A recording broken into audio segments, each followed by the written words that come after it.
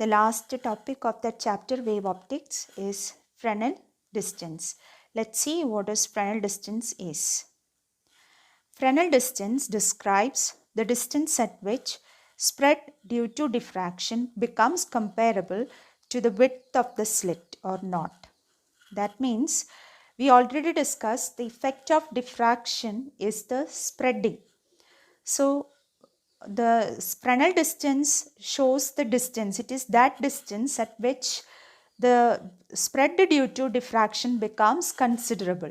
Actually, we know the expression for central maximum, the width of central maximum, 2 lambda d by a.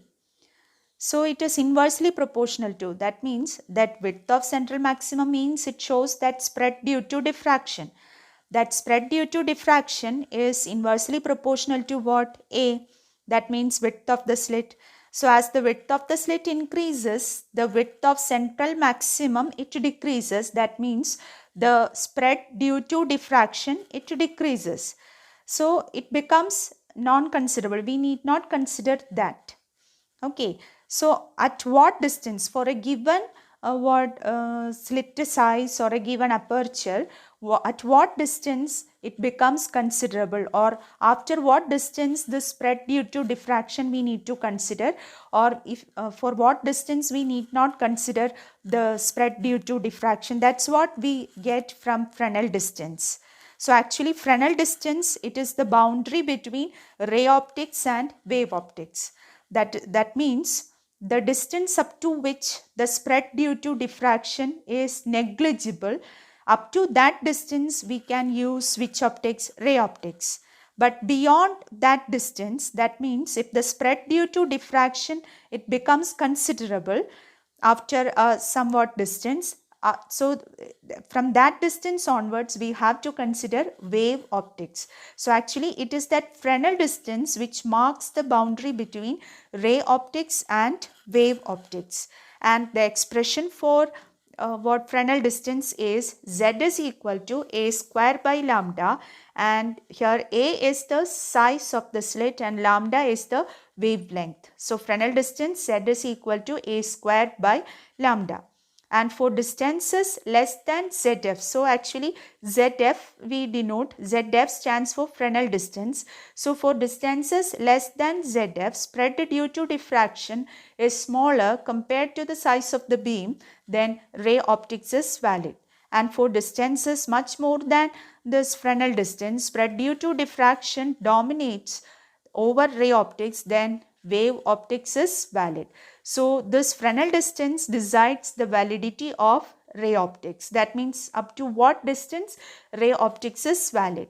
So usually in common practice and all, no, in usual distances ray optics is valid. That is why there's opticians and all, in those who are doing with your eyes and all, no, they usually follow ray optics only, because that Fresnel distance in that case, in the case of our human eye lens, in that case the Fresnel distance comes in that range. That means in the range of our daily life situations only.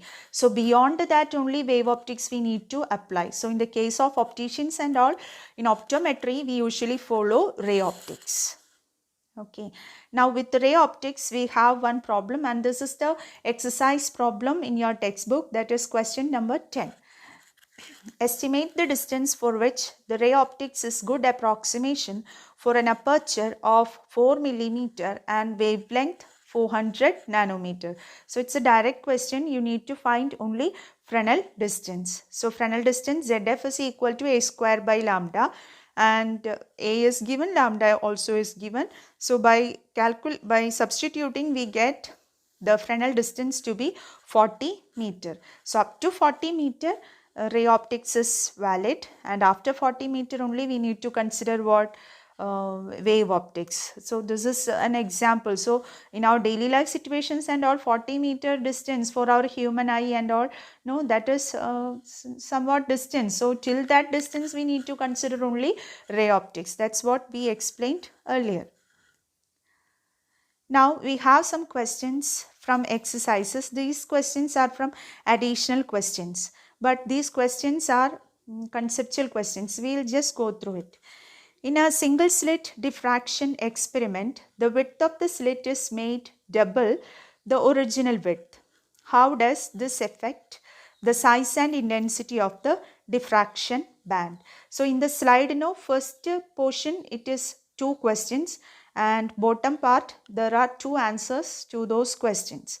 So in the first question, width of the slit is made double the original width. That means A is made 2A. How does this affect the size of intensity of the central diffraction band? We know the width of the central diffraction band, it is inversely proportional to width of the slit. So if the size of the central diffraction, so if it becomes double, that means if A is doubled, means the width becomes halved. Okay, the width of the central diffraction band reduces to half, and the intensity of the central band increases up to 4 times.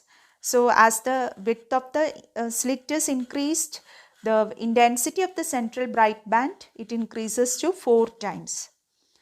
And second question, in what way is the diffraction from each slit related to interference pattern in a double slit experiment? Actually, the interference pattern in double slit experiment is modulated by diffraction from each slit, and the pattern is the result of interference of diffracted wave from each slit. So as we have already discussed, we are obtaining the interference pattern within the central maximum of the diffraction pattern.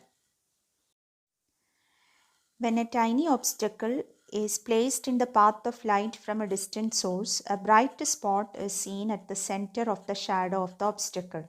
Explain why. So, tiny circular obstacle is placed in the path of light.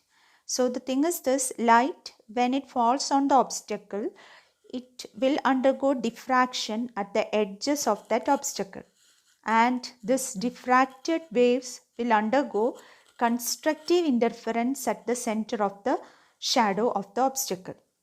That's what we see as the bright spot. So this constructive interference only produces that bright spot.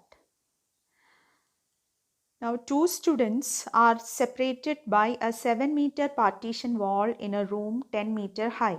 If both light and sound waves can bend around obstacles, how is that the students are unable to see each other even though they can converse easily? The thing is this, bending of waves by obstacles by a large angle is possible when the size of the obstacle is comparable to the wavelength of waves. So for diffraction to take place, this is a very important condition. That means the size of the obstacle should be comparable with the wavelength of waves. So when we compare sound waves and light waves, sound waves have very large wavelength and light waves have very small wavelength. So the thing is this, the sound waves will undergo diffraction through these walls because their wavelength is very high. So obstacle size and the wavelength will be comparable.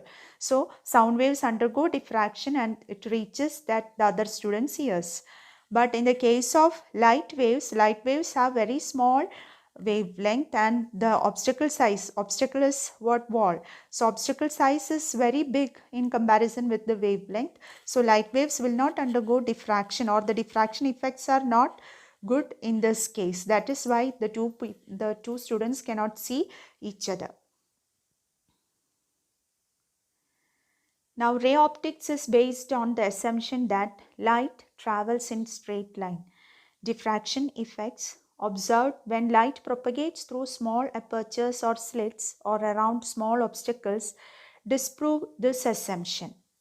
Yet, the ray optics assumption is so commonly used in understanding the location and several other properties of images in optical instruments. What is the justification?